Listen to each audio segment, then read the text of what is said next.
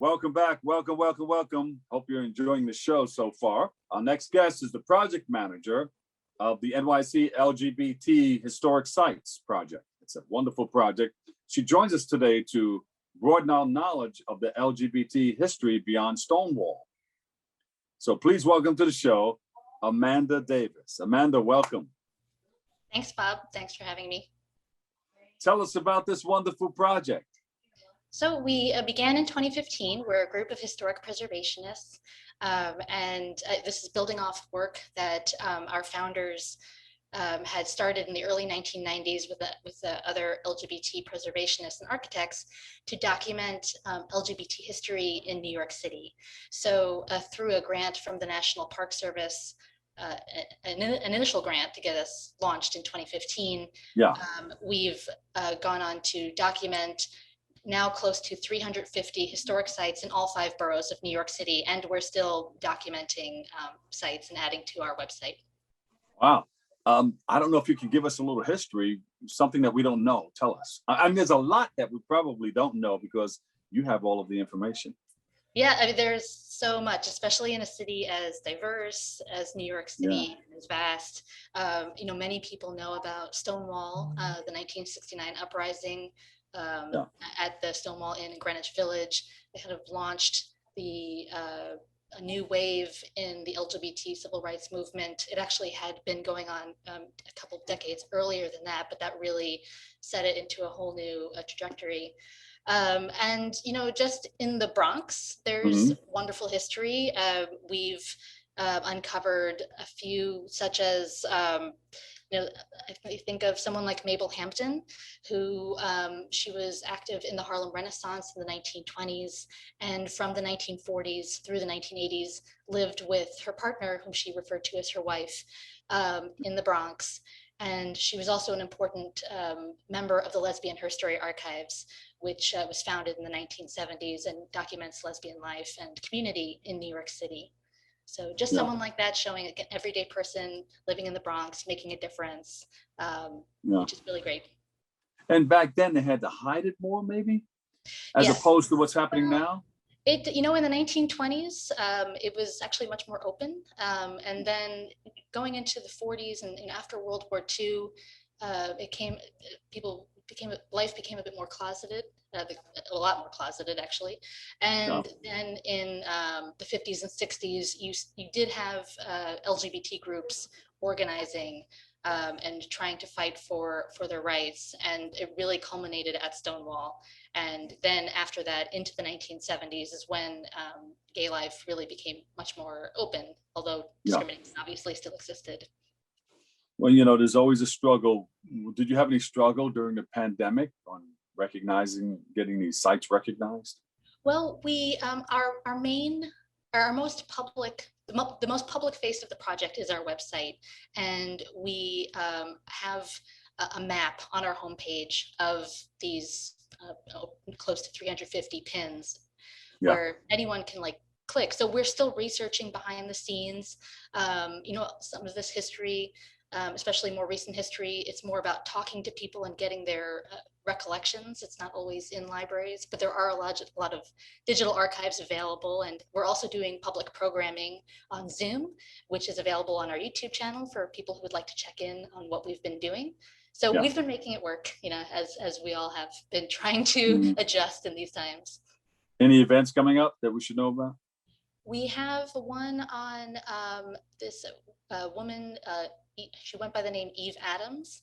She ran a lesbian tea room in Greenwich Village in the 1920s, and she was actually deported in the mid 1920s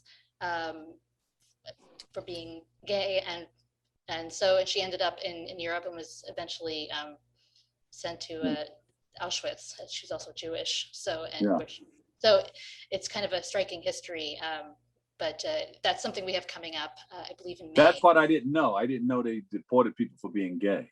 She was deported she wrote a book of lesbian poetry in the 1920s. And and also being as a Jewish woman, when the rise of the Nazis, she was sent to Auschwitz. Yeah, so it's quite a chilling story. That's a story that we tell when we've given in-person tours of Greenwich Village. Yeah. And it just really strikes you as quite a story.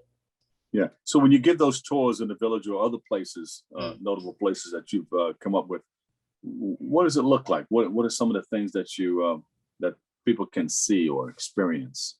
So the Stonewall Uprising, we say that many people know about that uprising that happened in June of 1969, but we want to really emphasize what happened, what led to that moment. So we cover, early bars in that area where groups in the 1960s, like the Mattachine Society, around the corner from Stonewall is Julius's bar, where at that time a bar could lose its liquor license for serving gay men and lesbians. So this early gay rights group was trying to call attention to that.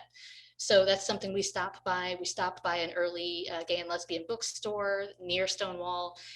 It opened before Stonewall to kind of show that this LGBT life was happening in the village. There was discrimination, and that really kind of all came to a head at Stonewall. And then we go further by talking about, after Stonewall, the Pride March was formed to commemorate what happened at Stonewall. And that's a big reason is why we remember Stonewall today. So really putting Stonewall in context is really important. And we speak to all age groups, and it's really illuminating, and people really respond to it, which is really great. Yeah. Any historic sites in the Bronx that Yes.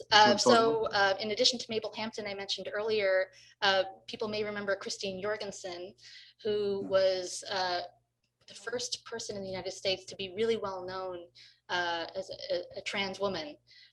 She was born in the Bronx. She lived with her parents in a house her father built on Dudley Avenue. And they were still living there in the early 1950s when she went overseas for her gender reassignment surgery. And she went on to be an entertainer and all that. So that's one. We have Ron Jacobowitz, his residence, and he was an early he was a founder of Gay Men of the Bronx. And his papers are stored at the New York Public Library, and really help illuminate the LGBT rights movement in the Bronx starting in the 1980s, or at least then, if not earlier. And then we also have people where their residences are mapped in Manhattan, but they actually were born and raised in the Bronx, such as photographer Alvin Baltrop, Joan Nessel, who was the founder of the Lesbian History Archives, and one of my favorites, Richard Hunt, who was a Muppeteer for the Jim Henson Company. He did Scooter, Janice, Beaker. So I really love being able to document that. He's recorded in Manhattan, but we note that he was born and raised in the Bronx. So really wanted to tie that back to the other boroughs where, maybe many people grew up, but they worked or lived openly in Manhattan. Yeah. Where can we go for more information? We have our website, nyclgbtsites.org, and where you can explore the map. We have curated themes, including one on the Bronx.